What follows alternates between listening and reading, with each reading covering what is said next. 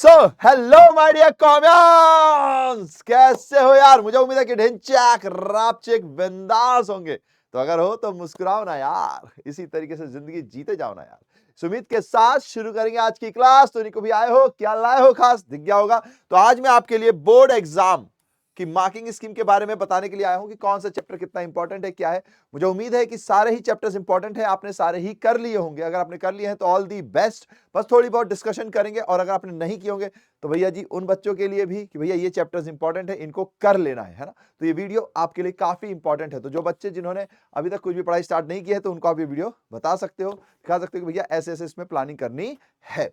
तो देखिए, सबसे पहली चीज भैया, हमारे पास थ्योरी है 80 नंबर की, प्रोजेक्ट है 20 नंबर के। जहां तक है, या तो आपकी प्रोजेक्ट फाइल बन गई होंगी या कुछ ना कुछ आपका हो गया होगा, बना होने वाला होगा, है ना। तो ये 20 नंबर तो भैया अच्छे से करने ही करने हैं। इसमें मोस्टली कोशिश करना कि 20 में से 20 आ ही जाए, एक नंबर भी कटना नहीं चाहिए। फिर आती है बारी थ्योरी की, जिस पर हमारा रोल आता है, जहां पर हमको अच्छे से पढ़ना है, पेपर देना है और मार्क्स लाने हैं, है ना। तो भैया जी ये बेसिकली बोर्ड का है मेन कॉन्सेप्ट। 20 नंबर तो आपके स्कूल के टीचर्स और इन सबके ही हाथ में होता है, वो आपके एग्जाम के बेसिस पर आपको मार्क्स देते हैं, है ना। और एक एक्सटर्नल वाइवा होता है ना, वो तो हमें पता ही है। चलिए तो अब शुरू करते हैं। तो भैया देखो, पार्ट ए जो थ्योरेटिकल है उसके अंदर accounting for partnership form and companies दो कंपोनेंट इंक्लूडेड होते हैं। इसके अंदर भैया कंपनीज का जो पार्ट है वो 36 मार्क्स का है, और जो हमारा क्या बोलते हैं, सॉरी, पार्टनरशिप का जो पार्ट है वो 36 नंबर का है, और कंपनीज का जो पार्ट है वो 24 नंबर का है। अब देखिए, अगर आप मान लीजिए स्टेट बोर्ड में होंगे तो हो सकता है किसी बोर्ड में अलग अलग होगा, तो नॉर्मली यही चलता है ना। अब यहां पर एक फायदा आ जाता है सीबीएसई वालों के पास, क्योंकि उनके पास रिडम्पशन और डिवेंचर का कॉन्सेप्ट नहीं है। तो यानी कि इसमें इशू ऑफ डिवेंचर और शेयर कैपिटल बहुत इंपॉर्टेंट चैप्टर हो जाते हैं। पहले अपन पार्टनरशिप की बात करते हैं। तो देखिए, अगर आप पार्टनरशिप की बात करोगे ना, तो पार्टनरशिप में अगर मैं मोटा मोटी लेकर चलूं, ठीक है, पार्टनरशिप में अगर मैं मोटा मोटी लेकर चलूं, तो पहला है फंडामेंटल, यानी कि बेसिक, ठीक है, बेसिक वाला जो जिसमें आपको सब कुछ कवर होता है। सेकंड है आपके पास चेंज इन पीएसआर, इसी के अंदर आपका गुडविल की भी कैलकुलेशन वैल्कुलेशन सब इसी के अंदर आ जाती है, ठीक है। देन आपके पास है एडमिशन, रिटायरमेंट, डेथ। फिर आपके पास आ जाता है चौथा डिसोल्यूशन। अगर आप नोटिस करोगे ना, अगर आप नोटिस करोगे तो भैया जी हमको पता है कि इन सभी चैप्टर से श्योर शॉर्ट क्वेश्चंस आते हैं, एमसीक्यू से भी आता है, सब जगह से आता है। इसमें और भी पड़ता है, या तो एडमिशन और रिटायरमेंट का क्वेश्चन और में भी आता है। यानी कि भैया ये हमारे लिए श्योर शॉर्ट है। तो ये अगर 4 चैप्टर्स आपके 36 नंबर के हैं, तो मैं भाई एवरेजिंग ही कर लूं तो 9 नंबर का हर चैप्टर आ गया। तो ये आपको करना है यार, है ना। और इसमें थोड़ा सा स्मार्टनेस रखना कि फंडामेंटल में अगर आपने पार्टनर्स कैपिटल अकाउंट बनाना सीख लिया, ठीक है, तो भैया जी आपको दोबारा सीखने की जरूरत नहीं है।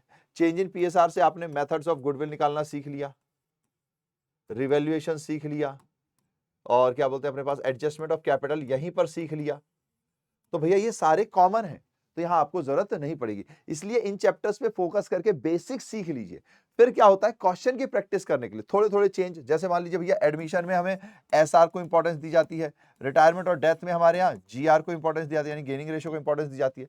बाकी पैटर्न तो वैसा ही है, क्वेश्चन करने का वैसा ही तरीका है। इसमें आपको एक लोन अकाउंट एक्स्ट्रा बनाना पड़ता है। समझ रहे हो आप मेरे कहने का मतलब, कि अगर 36 नंबर है तो आप ये मत सोचो कि यार 4 चैप्टर है बुक में, इतने सारे क्वेश्चन है यार, हम सारा कैसे करेंगे। नहीं सर, अगर आपने अभी भी तैयारी नहीं की तो अभी भी हो सकता है। आपको फोकस ये करना है कि ये 2 चैप्टर अच्छे से कर लिए, इनमें जो कॉमन चीजें वो अच्छे से समझ ली, तो यहां पर बस उसका रिपीटेशन है। ये रिवैल्यूएशन मेथड्स कभी कभी क्वेश्चन पूछ लेते हैं, वरना goodwill valued of the firm का डायरेक्ट दिया होता है। अदरवाइज मेथड का पूछेंगे तो यहीं पे कर लिया, तो यहां दिक्कत नहीं है। रिवैल्यूएशन यहीं पर है, एडजस्टमेंट यहीं पर है, बैलेंस शीट भी आपको यहीं पर सिखाए जाते हैं। 2 अच्छे क्वेश्चन आपने इसके कर लिए, ये तीनों यहां पर क्या है, कॉमन है। तो बात खत्म। बस 3-4 क्वेश्चन आपको अपनी ओर से करना है, ठीक है। तो 36 नंबर के लिए काफी सही है। देन उसके बाद डिसोल्यूशन की बारी आती है। तो डिसोल्यूशन थोड़ा सा आपके अलग पड़ता है, क्योंकि यहाँ पे रियलाइजेशन अकाउंट बनाना हमको सीखना पड़ता है। तो यहाँ पे रियलाइजेशन अकाउंट ही एक नया अकाउंट है, अदरवाइज बाकी सब चीजें आपने की होंगी। बस याद रखिएगा कि आपको थ्योरी पे भी थोड़ा फोकस करना है, ठीक है। तो ये हो गया पार्टनरशिप का पार्ट, जो कि 36 नंबर का आता है। देन उसके बाद अकाउंटिंग फॉर कंपनीज आता है। अकाउंटिंग फॉर कंपनीज में आपके पास 24 नंबर है, ठीक है। तो जिसमें आपके पास शेयर कैपिटल, यानी इससे रिलेटेड सारी चीजें आती हैं, शेयर फोर फीचर, ये सारी चीजें आती हैं। ये मोस्ट इंपॉर्टेंट है, ये मोस्ट इंपॉर्टेंट है। आपने अगर अभी भी शुरू नहीं किया तब भी आप कर सकते हो। इसमें बस एक चीज आपको ध्यान रखनी है कि भैया जी प्रोराटा वाला है, 2 क्वेश्चन अच्छे वाले कर लिए आपने प्रोराटा वाले, बात खत्म। इसमें बस प्रोराटा ही नया है, बाकी आप पढ़ोगे तो आपको धीरे-धीरे समझ में आएगा। शेयर फॉर फीचर के जो डायरेक्ट छोटे-छोटे क्वेश्चन आते हैं वो आपको करने हैं, है ना? जो कि 3 मार्क्स वाले आते हैं, वो आपको ज़रूर करने हैं क्योंकि ये आते हैं और ईज़ी होते हैं, बस लैंग्वेज का इसमें खेल होता है, ठीक है? फिर इसके अंदर इश्यू ऑफ डिवेंचर आता है। फिर इसके अंदर इश्यू ऑफ डिवेंचर आता है। तो इश्यू ऑफ डिवेंचर में भी मोजर मेजर पोर्शन तो यही है, बस नया क्या हो जाता है, राइटिंग ऑफ डिस्काउंट। एक एंट्री है कि भैया जी आपको कैसे लॉसेस को रिकवर करना है, उसकी एक एंट्री है। और फिर आपके पास issue of debenture with redemption point of view, यानी कि आपने इशू किया आज डिवेंचर और आपको पता है कि रिडम्पशन आपको किस टर्म पे करना है, तो उस केसेस में आपके पास टोटल 6 केसेस हैं। 6 केसेस की जनरल एंट्री पढ़नी है, वो भी बहुत इजी है। तो भैया 24 नंबर में इतना चीजें हैं। अगर मान लीजिए आप स्टेट बोर्ड में हैं और स्टेट बोर्ड में आपका क्या बोलते हैं, रिडम्पशन ऑफ डिवेंचर अलग से आ रहा है, तो उसमें डीआरआर और डीआरआई पढ़ लीजिए, है ना? ये जरूर कर लीजिए क्योंकि यहां से मार्क्स बनेगा। ओके, तो बस फिर हमारा खत्म हो गया 60 नंबर, 36 और 24। फिर इसके बाद बारी आती है आपके पास अगले 20 नंबर के लिए। इसमें थोड़ी सी ज्यादा माथापच्ची है क्योंकि इसमें यूनिट्स आपके पास ज्यादा है, लेकिन मार्क्स आने वाली संख्या जो है वो कम हो जाती है। जैसे कैश फ्लो है, कैश फ्लो भैया मोस्ट इंपॉर्टेंट है, सिंगल शॉर्ट क्वेश्चन आता है, भैया सिंगल शॉर्ट क्वेश्चन कर लेना है। इसमें फोकस आपका ऑपरेटिंग एक्टिविटी पे रहेगा तो ज्यादा अच्छा है क्योंकि वहीं से ज्यादातर चीजें आती है। बाकी इन्वेस्टिंग और फाइनेंसिंग बहुत हाई लेवल पे नहीं आती। आपको कुछ अकाउंट्स बनाने सीख लेने हैं, जैसे कि भैया कौन से account, fixed assets account accumulated depreciation के साथ प्रोविजन फॉर टैक्स अकाउंट, ये तीनों अकाउंट आपको आने चाहिए। क्या, फिक्स्ड एसेट्स अकाउंट विद और विदाउट एक्यूमुलेटेड डेप्रिसिएशन, दोनों वे में, और इनकम टैक्स का अकाउंट, ये आपको बनना चाहिए क्योंकि यहां से सवाल बनते हैं, यहां से लैंग्वेज होती है। तो ये 8 नंबर आपके पक्के हो जाएंगे। फिर ये जो 12 नंबर है, इसके लिए थोड़ी सी जद्दोजहद है। इसमें क्या होता है कि मार्क्स ज्यादा है, जैसे कि अब आपको पता है टूल्स ऑफ फाइनेंशियल एनालिसिस है, बहुत ईजी है वो, सिर्फ एक फॉर्मेट पढ़ना है। तो फॉर्मेट वाला जो चैप्टर है ना, वो बच्चा छोड़ देता है कि अरे यार ये कौन इतना सारा फॉर्मेट पढ़े, इसमें इतने सारे वर्ड्स हैं। उसको अच्छे से कर लोगे ना तो टूल्स में आपको दिक्कत नहीं आएगी। और थ्योरी जो है इसकी आपकी पुरानी ही थ्योरी है कि क्या लिमिटेशंस है, क्या एडवांटेजेस है, वो सारा आपका पुराना ही है। हाँ, ये 12 नंबर में जो रेशियो है, रेशियो में बहुत सारे रेशियोज हैं और आना सिर्फ 3 नंबर का ही है या 4 नंबर का ही है या कभी 6 नंबर का आ जाए तो आ जाए, है ना? तो वहां पर आपको थोड़ा सा करंट रेशियो पे ध्यान देना है और टर्नओवर रेशियोज पर आपको ध्यान जरूर देना है, यहां से आने के चांसेस ज्यादा होते हैं, ठीक है? और अगर आप पूरे में से पूरे मार्क्स लाना चाहते हैं तो हमारी टीम तो पूरी आपके साथ है। हम तो चाहते हैं कि जितने लोग अभी से पढ़ना शुरू कर रहे हैं वो भी पूरे में से पूरे लाएं, तो आपको सारा ही करना है। बस इसमें क्या है कि आपके पास वन शॉट्स होंगे, वहां से आप देख लीजिए, आपको सारा कुछ कवर मिलेगा थ्योरी एस्पेक्ट के हिसाब से। प्रैक्टिस क्वेश्चंस खुद से जरूर करने हैं अपने, ठीक है जी। मार्किंग स्कीम इसीलिए बताई जाती है ना, ये स्कीम इसीलिए बताई जाती है ताकि आपको पता लग जाए कि भैया किससे कितना आना है, कहां कहां क्या क्या करना है, ठीक है जी। पर करना है, जब तक आप खुद नहीं करेंगे तो बात नहीं बनेगी। ओके, अब एग्जाम में भी भैया पेपर बनता है, तो एग्जाम में पेपर जो बनता है वो किस टाइप का बनता है उसको भी देख लीजिए। उससे पहले अच्छा हाँ, प्रोजेक्ट का आपको पता ही है कि 20 नंबर आता है ना? तो प्रोजेक्ट आपका 20 नंबर का है जो कि आपने अब तक दे दिया होगा या होने वाले होंगे। और अगर भैया जी प्रोजेक्ट फाइल आपके आना होती हो तो कंप्यूटराइज्ड अकाउंटिंग के आपके ये चैप्टर्स बनते हैं, ये भी टोटल 20 नंबर का आता है। और ऐसे मिलाकर आपके या तो यहाँ पर 100 नंबर हो जाएंगे, और अगर आप ये नहीं कर रहे होंगे तो ये वाले 20 यानी यहां पर आपके 100 नंबर हो जाएंगे, ठीक है जी। अब जो पेपर पैटर्न बनता है आजकल वो बनता है 3 एस्पेक्ट के हिसाब से, ठीक है जी। किसके हिसाब से बनता है? 3 एस्पेक्ट के हिसाब से। पहले रिमेंबरिंग एंड अंडरस्टैंडिंग, दूसरा अप्लाइंग, तीसरा analysing and evaluating and creating, ठीक है। तो भैया रिमेंबरिंग एंड अंडरस्टैंडिंग मतलब कि आपको कितना याद है, इसके ऊपर डिपेंड करती है चीजें। तो वो कम से कम आपके 44 नंबर कवर करता है जो कि 55% है।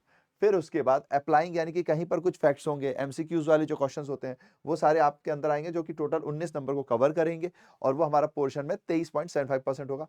फिर एनालाइजिंग, इवेल्युएटिंग एंड क्रिएटिंग, यहां पर थोड़ा सा आपको अपनी चीजों को भी लगाना पड़ेगा, इसमें अपना थोड़ा सा एक्स्ट्रा दिमाग लगाना पड़ता है। Present and defend opinions by making judgement about information, validity of ideas, quality of work based on a set of criteria. Complete information together in a different way in combining element in a new pattern or proposing alternative solutions.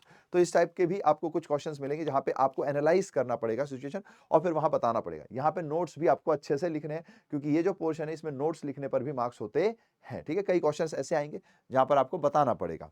तो भैया जी इस तरीके से अपने पूरे 80 number बनते हैं। और ये पोर्शन जो है वो 21.25 का कवर करता है। तो यानी कि अगर आप सोच के देखिए, अगर आपने अभी तक भी पढ़ाई स्टार्ट नहीं की तो भैया अभी भी बस रिमेंबर और अंडरस्टैंडिंग की पावर आपके पास है तो आप 55% से ऊपर ही ले आओगे। और यहाँ से भैया सबको जीरो तो नहीं मिलते, तो कुछ भी जोड़ लोगे, अगर 10-10, 20-20% भी जोड़ लोगे तो 80% आपके आ जाएंगे। ठीक है जी, समझ गए। तो ये मार्किंग स्कीम अब एग्जाम में कैसा आता है भैया, तो देखिए क्वेश्चन पेपर जब आपका आएगा तो वो किस टाइप से आएगा उसको देख लेते हैं। तो सबसे पहले तो आपको पता होना चाहिए this question paper contains 34 questions, है ना। तो जो आपका अकाउंटिंग का क्वेश्चन पेपर आएगा वो उसमें टोटल 34 क्वेश्चन होंगे, जिसमें 1 to 16 पहले जो 16 क्वेश्चन होते हैं वो आपके एक एक नंबर के होते हैं, ठीक है। फिर 27 से 30 आपका एक एक नंबर का होता है। देन उसके बाद 17 से 20 और 31-32 यानी टोटल 17, 18, 19, 20 4 क्वेश्चन, 5 और 6 क्वेश्चन आपके 3 नंबर के होते हैं। कोशिश कीजिए कि इनको जल्दी से कर लें क्योंकि ये थोड़े से इजी लेवल के होते हैं। फिर क्वेश्चन नंबर 21, 22, 21 और 22 यानी 2 और 1 33 यानी कि टोटल 12 नंबर का हमारा यहां पर भी वही पॉइंट है कि ये 4 नंबर के होते हैं। तो मेरा मानना है कि पहले इन्हीं पे हमें फोकस करना चाहिए। फिर उसके बाद 23, 24, 25, 26 4 क्वेश्चन, 23, 24, 25, 26 एंड 34 ये अपने 6 नंबर के होते हैं। ये अगर आपको लग रहा है कि कोई इजी आपके हाथ में लग गया जो आपको पहले से बनता है तो उसको कर लीजिए। अगर लग रहा है कि नहीं यार थोड़ा सा ये है तो फिर आप एमसीक्यूज में जा सकते हो, क्योंकि एमसीक्यूज में कई तो ऐसे होते हैं टिक करते ही आ जाते हैं, पर कईयों में कैलकुलेशन करनी पड़ जाती है। तो यहां पर बच्चे के मार्क्स बहुत टाइम बहुत लगता है, तो यहां पर थोड़ा सा आपको ध्यान देना। मेरा मानना है तीसरा चौथा पहले कर लो, फिर उसके बाद 1 नंबर और 6 नंबर के करो। हाँ, अगर कोई 6 नंबर का आपको इजीली लग रहा है तो फिर आप उसको भी कर सकते हो, ठीक है। तो ये हमारे अकाउंट्स का पेपर पैटर्न होता है। आपको पता ही है कि 6 नंबर में एक कैश फ्लो का क्वेश्चन आता ही आता है, एडमिशन रिटायरमेंट के क्वेश्चन आते ही आते हैं, शेयर फॉरफीचर का क्वेश्चन आता ही आता है। तो अगर आप सिर्फ यहां भी करने चले गए तो भैया जी 4 क्वेश्चन बन रहे हैं 6 नंबर के, है ना, और एक ये वाला, तो 5 क्वेश्चन बन गए 6 नंबर के, 30 नंबर तो यहीं से आ रहा है, जिसमें हमें पता है कहां से आता है। तो उन चैप्टर्स पे फोकस ज्यादा करना है, ठीक है जी।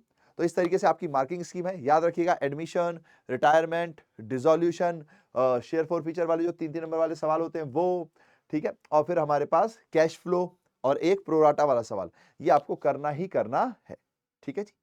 तो मैंने आपको बता दिया क्या क्या स्कीम है, कैसे कैसे करना है। अब करना किसको है, आपको है। हम बता सकते हैं, हमने बता दिया, अब बारी आपकी है। और जो कर्म करेगा वो फल जरूर पाएगा। बस चिंता मत करना, वरना चिंता में चिंतन के साथ चिता बनने लग जाती है, यानी अंदर ही अंदर आप घुटने लग जाते हैं, ठीक है जी। चलिए तो फिर चलते हैं। तो all the best for the exams and last में thank you my dear commerce for loving us यार, and have smiles, spread smiles. मुस्कुराते हुए ये दरिया भी पार कर जाएंगे, ठीक है। चलिए तो tata tata, bye bye bye bye bye bye.